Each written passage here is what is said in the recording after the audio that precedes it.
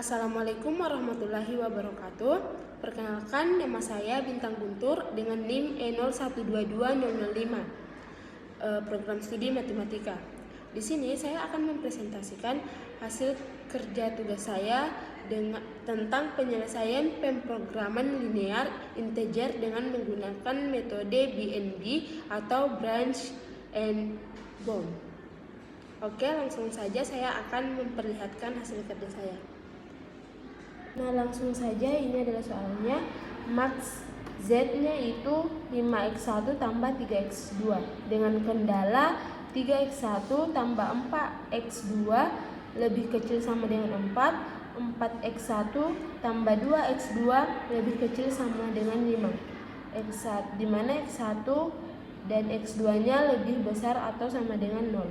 x1 dan x2 nya itu integer. Nah, pertama kita harus mencari titik potong dari kedua kendala ini. Nah, pertama itu 3x1 tambah 4x2 sama dengan 4. Kita misalkan x2 nya sama dengan 0. Kemudian kita substitusi dan mendapatkan hasil x1 nya 4/3. Nah, dimana titiknya kita sudah lihat di sini 4/3, 0. Dan selanjutnya masih sama dengan kendala 1, yaitu 3x1 tambah 4x2 sama dengan 4. Misalkan lagi x1 nya sama dengan 0, terus kita substitusi lagi dan mendapatkan hasil 0,1, dimana x1 itu sama dengan 0, x2 nya itu sama dengan 1. Kemudian di fungsi di kendala yang kedua, 4x1 tambah 2x2 sama dengan 5. Kita ambil lagi x2 sama dengan 0, kemudian kita substitusi lagi dan kita mendapatkan hasil x1 nya itu 5/4. Jadi titik potongnya itu ada di 5/4,0. Selanjutnya lagi masih sama dengan fungsi di kendala yang kedua, yaitu 4x1 tambah 2x2 sama dengan 5. Nah, di sini kita x1 nya lagi sama dengan 0, disubstitusi dan menghasilkan 0, x1 nya 0 dan x2 nya 5/2. Nah, kita gambar grafiknya. Nah, di sini itu titik pertama di sini yang ini 4/3,0 yang ini, dan yang kedua titiknya itu 0,1. Kemudian titik 5/4,0 dan 0,5/2. Nah, dan ini adalah daerah visibelnya yang saya arsir ini. Kemudian setelah itu kita menentukan titik sudutnya. Titik sudutnya itu ada di dalam daerah visibelnya ini, yaitu 0,0, 1,25,0 dan 0,1. Nah, di daerah visibelnya ini ada 4 titik dan termasuk juga titik potong ini, dan kita cari dulu nilai titik potongnya. Nah, cara mencari titik potong itu kita eliminasi. Nah, di sini saya menggunakan 1 dan 2, kemudian saya eliminasi mendapatkan x1 6/5. Kemudian saya substitusi ke dalam persamaan 1 yang ini 3x1 tambah 4x2 sama dengan 4. Kemudian saya mendapatkan hasil x2 nya itu 1/10.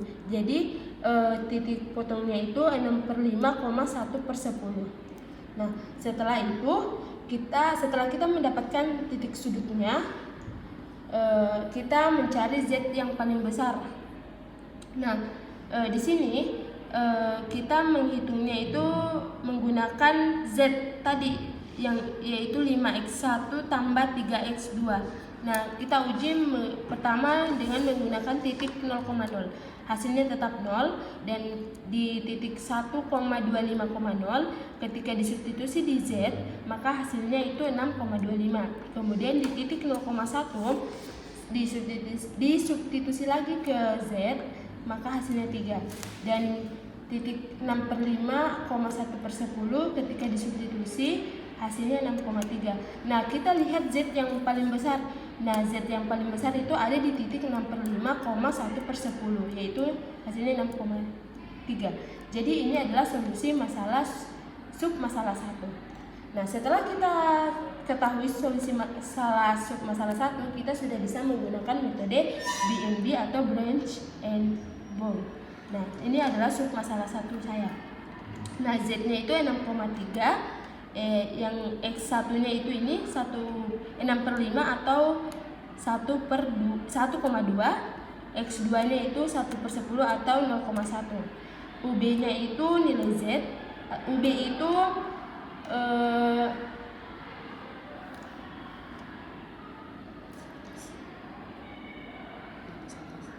batas atasnya dan LB itu batas bawahnya. Nah, batas bawahnya itu 5 dan batas atasnya itu 6,3. Kemudian di sini saya cabangkan keduanya, X1-nya 1,2. Jika kita bulatkan ke bawah hasilnya 1, maka submasalah 2-nya itu Z-nya sama dengan 5. Ketika disubstitusi masuk di nilai Z tadi yang 5x1 tambah 3x2 menghasilkan seperti ini. Batas atasnya 5 dan batas bawahnya 5. Jadi karena solusi X1 dan X2-nya integer, maka sudah bisa dinyatakan selesai. Terima kasih. Baik, itulah tadi soal nomor 1. Selanjutnya saya akan melanjutkan ke soal nomor 2, yaitu menghitung optimasi transportasi manual dengan menggunakan metode awal yaitu NWC atau North-West Corner, dan metode akhir saya menggunakan metode MODI. Langsung saja saya perlihatkan hasil perhitungan saya. Oke, ini adalah data saya. Yang pertama itu tabel pertama ini data kapasitas pabrik tahu.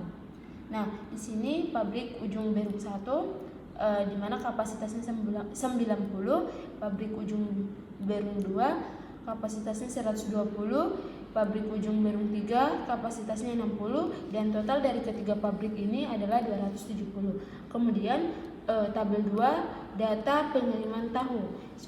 Sumbernya ada di pabrik Ujung Berung 1, PUB saya singkat menjadi PUB 2 dan PUB 3.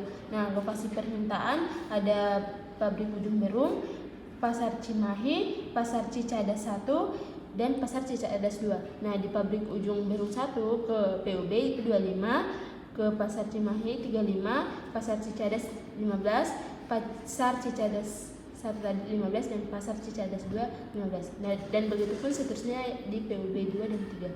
Kemudian di tabel 3 yaitu biaya transportasi pengiriman tahu. Nah, seperti tadi ini adalah biaya pengirimannya dari sumber PUB 1, PUB 2, PUB 3. Di PUB ada 800, 850, 1000. Dan ke Pasar Cimahi ada ke Pasar Ujung Berung 1 ke Pasar Cimahi 2.300, pabrik Ujung Berung 2 ke Pasar Cimahi 4.000, dan pabrik Ujung Berung 3 ke Pasar Cimahi 4.000. Begitupun ke Pasar Cicadas 1 dan Pasar Cicadas 2. Nah, di sini perhitungan awal saya menggunakan metode awal Indonesia atau North-West Corner. Nah, seperti yang ada di video ini, saya substitusi masuk biaya pengirimannya di sini, dan ini adalah lokasi permintaan. Kenapa saya taruh di sini? Karena sesuai dengan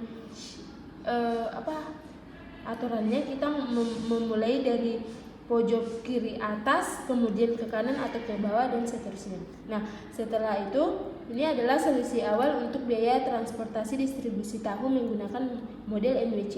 Nah, kita total 65 kali 800 tambah 20 kali 2300 ditambah 45 kali 4000 ditambah 65 kali 2700 ditambah 15 kali 2100 ditambah 60 kali 3700, dan menghasilkan total 698.500. Nah, dari hasil perhitungan didapatkan solusi visible awal distribusi tahu dengan menggunakan metode NWC sebesar 6.900 698.500.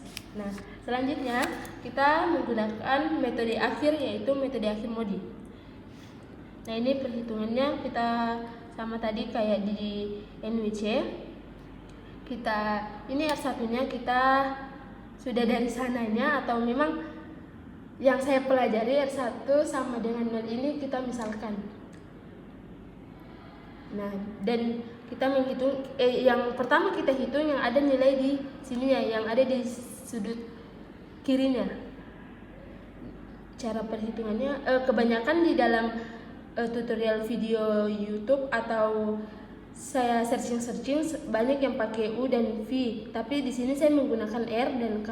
R itu yang baris ini, K itu kolom ini, kolom 1, kolom 2, kolom 3, kolom 4, dan ini R1, R2, R3. Nah, setelah saya hitung, saya mendapatkan K1 800, K2 2300, K3 1000, K4 400. Nah, yang tidak ada angka nilai di sudut kirinya, kita hitung seperti ini. Misalnya contoh yang ada di sini C13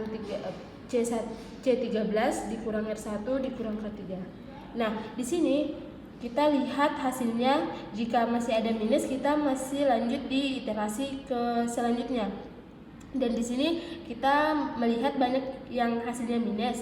Jadi kita pilih minus yang paling besar, yaitu minus 3100. Jadi kita berangkatnya dari sini. C1 ini minus 3100 itu ada di C31, yaitu di sini. Jadi kita berangkat dari sini, kemudian saya ke sini, kemudian ke sini, kemudian ke sini, dan kembali ke sini.